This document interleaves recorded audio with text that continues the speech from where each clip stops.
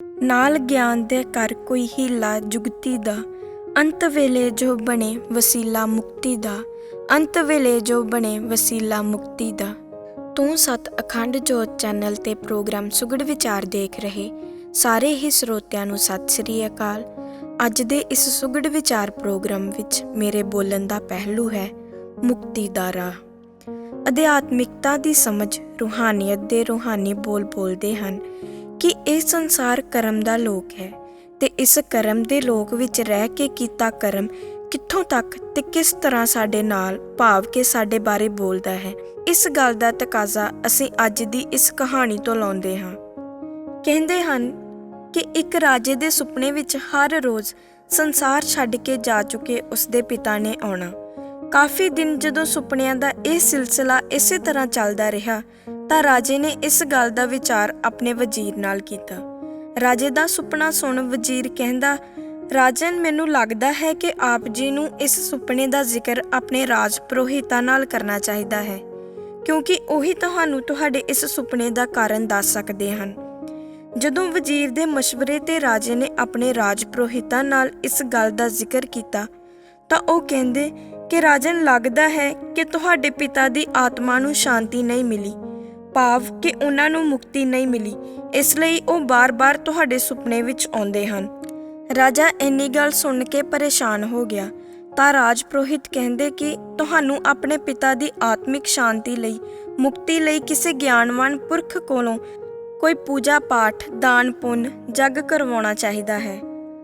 ਪੁਰੋਹਿਤਾਂ ਦੀ ਦਿੱਤੀ ਸਲਾਹ ਤੇ ਰਾਜਾ ਇੱਕ ਫਕੀਰਾਂ ਕੋਲ ਚਲਾ ਗਿਆ ਜੱਗ ਕਰਵਾਉਣ ਲਈ, ਤਾਂ ਜੋ ਉਸਦੇ ਪਿਤਾ ਨੂੰ ਮੁਕਤੀ ਮਿਲੇ। ਜਦੋਂ ਰਾਜੇ ਨੇ ਜਾ ਕੇ ਫਕੀਰਾਂ ਨੂੰ ਸਾਰੀ ਗੱਲ ਦੱਸੀ ਤਾਂ ਉਹ ਕਹਿੰਦੇ ਕਿ ਠੀਕ ਹੈ, ਮੈਂ ਤੁਹਾਡੇ ਕਹੇ ਅਨੁਸਾਰ ਜੱਗ ਜ਼ਰੂਰ ਕਰਾਂਗਾ, ਪਰ ਇਸ ਤੋਂ ਪਹਿਲਾਂ ਤੁਸੀਂ 2 ਮਿੱਟੀ ਦੇ ਘੜੇ ਮੰਗਵਾਓ ਤੇ ਇੱਕ ਘੜੇ ਨੂੰ ਦੇਸੀ ਖਾਲਸ ਘਿਓ ਨਾਲ ਤੇ ਦੂਜੇ ਘੜੇ ਨੂੰ ਪੱਥਰਾਂ ਕਿੰਕਰਾਂ ਨਾਲ ਭਰ ਕੇ ਮੈਨੂੰ ਨਦੀ ਦੇ ਕਿਨਾਰੇ ਮਿਲੋ। ਫਕੀਰਾਂ ਦੀ ਗੱਲ ਮੰਨ ਰਾਜਾ ਦੋਵੇਂ ਘੜੇ ਲੈ ਉਹਨਾਂ ਕੋਲ ਨਦੀ ਦੇ ਕਿਨਾਰੇ ਪਹੁੰਚ ਗਿਆ। ਜਦੋਂ ਰਾਜਾ ਫਕੀਰਾਂ ਕੋਲ ਪਹੁੰਚਿਆ ਤਾਂ ਫਕੀਰ ਕਹਿੰਦੇ ਕਿ ਰਾਜਨ, ਇਹਨਾਂ ਦੋਵਾਂ ਘੜਿਆਂ ਨੂੰ ਪਾਣੀ ਵਿੱਚ ਸੁੱਟ ਕੇ ਤੋੜ ਦਿਓ। ਜਿਉਂ ਹੀ ਰਾਜੇ ਨੇ ਦੋਵੇਂ ਘੜੇ ਪਾਣੀ ਵਿੱਚ ਸੁੱਟ ਕੇ ਤੋੜੇ ਤਾਂ ਇੱਕ ਘੜੇ ਵਿਚਲਾ ਘਿਓ ਆਪਣੇ ਆਪ ਤੈਰ ਕੇ ਪਾਣੀ ਦੀ ਉਤਲੀ ਸਤ੍ਹਾ ਤੇ ਆ ਗਿਆ ਤੇ ਦੂਜੇ ਘੜੇ ਵਿਚਲੇ ਕਿੰਕਰ ਪੱਥਰ ਡੁੱਬ ਕੇ ਹੇਠਾਂ ਜਾ ਪਾਣੀ ਦੀ ਹੇਠਲੀ ਸਤ੍ਹਾ ਨਾਲ ਲੱਗ ਗਏ। ਤਾਂ ਫਕੀਰ ਕਹਿੰਦੇ ਕਿ ਰਾਜਨ, ਕੀ ਤੂੰ ਇਸ ਪਾਣੀ ਉੱਪਰ ਤੈਰਦੇ ਘਿਓ ਨੂੰ ਪਾਣੀ ਵਿੱਚ ਡੋਬ ਸਕਦਾ ਹੈ? ਰਾਜਾ ਕਹਿੰਦਾ, ਜੀ, ਇਹ ਤੁਸੀਂ ਕਿਸ ਤਰ੍ਹਾਂ ਦੀ ਗੱਲ ਕਰ ਰਹੇ ਹੋ? ਇਹ ਕਦੀ ਹੋ ਹੀ ਨਹੀਂ ਸਕਦਾ ਕਿ ਪਾਣੀ ਉੱਪਰ ਤੈਰਦੇ ਘਿਓ ਨੂੰ ਕੋਈ ਹੇਠਾਂ ਡੋਬ ਦੇਵੇ। ਤਾਂ ਫਕੀਰ ਕਹਿੰਦੇ ਕਿ ਚੱਲ ਫਿਰ ਪਾਣੀ ਹੇਠ ਡੁੱਬਦੇ ਕਿੰਕਰ ਪੱਥਰਾਂ ਨੂੰ ਹੀ ਉੱਤੇ ਲਿਆ ਪਾਣੀ ਤੇ ਤੈਰਨ ਲਾ ਦੇ। ਰਾਜਾ ਕਹਿੰਦਾ ਕਿ ਇਹ ਵੀ ਨਹੀਂ ਹੋ ਸਕਦਾ, ਕਿਉਂਕਿ ਪੱਥਰ ਆਪਣੇ ਸੁਭਾਅ ਮੁਤਾਬਿਕ ਡੁੱਬੇ ਹਨ ਤੇ ਘਿਓ ਆਪਣੇ ਸੁਭਾਅ ਮੁਤਾਬਿਕ ਤੈਰਦਾ ਪਿਆ ਹੈ, ਇਸ ਲਈ ਕੋਈ ਕਿਸੇ ਵੀ ਤਰੀਕੇ ਘਿਓ ਨੂੰ ਡੋਬ ਨਹੀਂ ਸਕਦਾ ਤੇ ਪੱਥਰਾਂ ਕਿੰਕਰਾਂ ਨੂੰ ਤਾਰ ਨਹੀਂ ਸਕਦਾ, ਕਿਉਂਕਿ ਉਹ ਆਪਣੇ ਪ੍ਰਕਿਰਤਿਕ ਸੁਭਾਅ ਮੁਤਾਬਿਕ ਆਪਣੇ ਗੁਣ ਕਰਕੇ ਉੱਪਰ ਥੱਲੇ ਹੋਏ ਹਨ।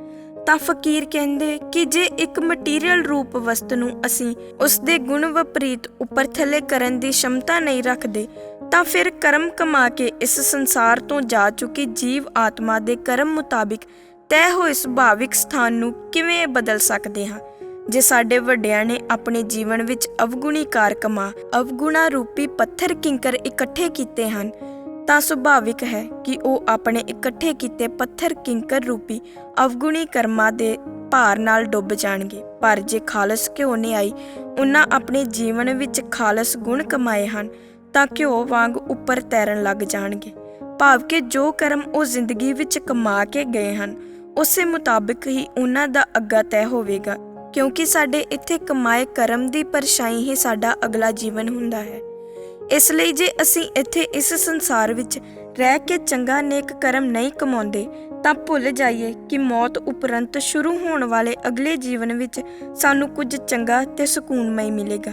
ਭੁੱਲ ਜਾਈਏ ਕਿ ਸਾਨੂੰ ਮੁਕਤੀ ਮਿਲੇਗੀ। ਰਾਜਾ ਫਕੀਰਾਂ ਦੀ ਸਮਝਾਈ ਇਸ ਗੱਲ ਨੂੰ ਸਮਝ ਗਿਆ ਤੇ ਜਾਣ ਗਿਆ ਕਿ ਆਪਣੀ ਮੁਕਤੀ ਦਾ ਰਾਹ ਆਪਣੇ ਕਰਮ ਦੁਆਰਾ ਜੀਵ ਇਸ ਸੰਸਾਰ ਵਿੱਚ ਰਹਿੰਦਿਆਂ ਖੋਜਦਾ ਹੈ। ਸੋ ਰਾਜੇ ਨੇ ਆਈ, ਅਸੀਂ ਵੀ ਕਹਾਣੀ ਵਿਚਲੇ ਫਕੀਰਾਂ ਦੀ ਸਮਝ ਤੋਂ ਸਮਝ ਲੈ ਆਪਣੀ ਮੁਕਤੀ ਦਾ, ਆਪਣੀ ਖੁਲਾਸੀ ਦਾ ਹੀਲਾ ਆਪਣੇ ਕਰਮ ਦੁਆਰਾ ਅੱਜ ਹੀ ਕਰ ਲਈਏ, ਕਿਉਂਕਿ ਸਾਡੀ ਮੁਕਤੀ ਸਾਡੇ ਹੱਥ ਹੈ। ਤੇ ਫਿਰ ਸਮਝ ਰੂਪ ਤਾਕਤ ਜ਼ਰੀਏ ਅੱਜ ਸਾਡੇ ਕੋਲ ਜੋ ਕਰਮ ਰੂਪ ਕਾਬਲੀਅਤ ਹੈ, ਉਸਦੀ ਯੋਗ ਤੇ ਨੇਕ ਵਰਤੋਂ ਕਰ ਸਤਿਗੁਣੀ ਕਰਮ ਕਮਾ ਅੱਜ ਹੀ ਆਪਣਾ ਅੱਗਾ ਸਵਾਰ ਲਈਏ। ਆਪਣੀ ਮੁਕਤੀ ਨੂੰ, ਆਪਣੀ ਆਤਮਿਕ ਸ਼ਾਂਤੀ ਨੂੰ ਪੱਕਿਆਂ ਕਰ ਲਈਏ ਤੇ ਜਾਣ ਲਈਏ ਕਿ ਸਾਨੂੰ ਸਾਡੇ ਬਿਨਾਂ ਕੋਈ ਵੀ ਮੁਕਤ ਨਹੀਂ ਕਰਵਾ ਸਕਦਾ, ਕਿਉਂਕਿ ਆਪਣੀ ਮੁਕਤੀ ਅਸੀਂ ਖੁਦ ਆਪ ਹਾਂ। ਸਤਿ ਸ੍ਰੀ ਅਕਾਲ।